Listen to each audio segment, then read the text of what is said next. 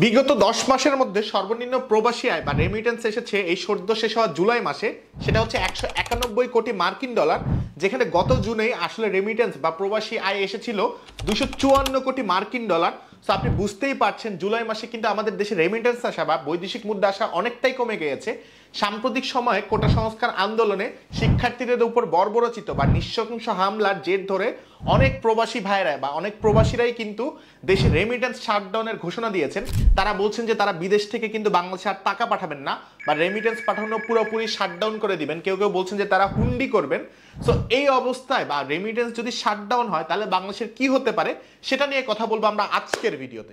Garments ইন্ডাস্ট্রির পরে বাংলাদেশের সবচেয়ে বেশি বৈদেশিক মুদ্রা আসে কিন্তু এই প্রবাসী আয় বা রেমিটেন্স থেকে। বাংলাদেশের প্রায় 1,49,00,000 মানুষ, অর্থাৎ প্রায় 1.5 কোটি মানুষ কিন্তু দেশের বাইরে থাকে, তারা প্রবাসী বাংলাদেশি।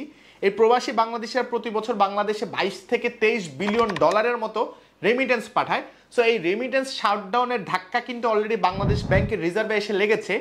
এই এক মাসের মধ্যেই রিজার্ভ কমে গেছে 1.3 বিলিয়ন ডলার, অর্থাৎ প্রায় 130 কোটি মার্কিন ডলার।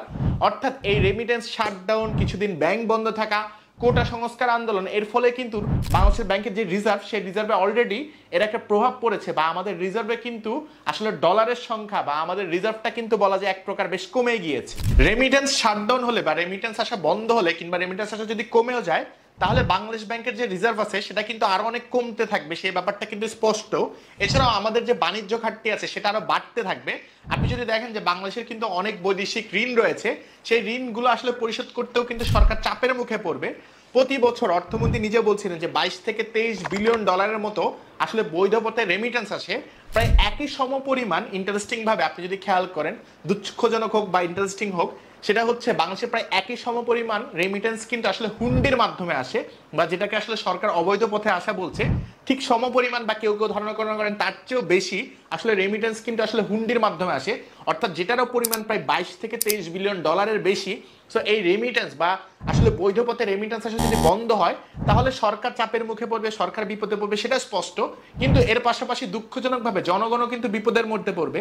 আজকের দিনে ডলারের রেট কিন্তু 120 টাকা নির্ধারণ করেছে ব্যাংক, সেটা ধারণা করা হচ্ছে 130, 40, 50 টাকাও হতে পারে যদি আমাদের আসলে ইকোনমিক অবস্থাটা আরো খারাপের দিকে যায়। সো এটা হতে পারে যে সেটা 200 টাকাও ছুঁয়ে যেতে পারে। আমরা শ্রীলঙ্কার মধ্যে কিন্তু এই ঘটনাটা দেখেছি। সো আমি যেটা বলছিলাম যে আপনি আসলে বৈধ পথে রেমিটেন্স পাঠাবেন বা নাকি আপনি হুন্ডির মাধ্যমে পাঠাবেন, সেই সিদ্ধান্ত পুরোটাই আপনার। আমি এই ব্যাপারে আপনাকে কিছু বলবো না। তবে আমি একটা কথা স্পষ্টভাবে বলতে চাই, আমার ভাইদের উপর বা আমার মতো ছাত্রদের উপর যারা আসলে হামলা করেছে বা ছাত্রদের উপরে যে নৃশংস হামলা বা বর্বরচিত হামলা, তার আমি বিচার চাই। আর শুধুমাত্র আমি না, আমার মনে হয় বাংলাদেশের প্রত্যেকটা মানুষই এই ঘটনার আসলে বিচার চায়। ধন্যবাদ সবাইকে। আসসালামু আলাইকুম।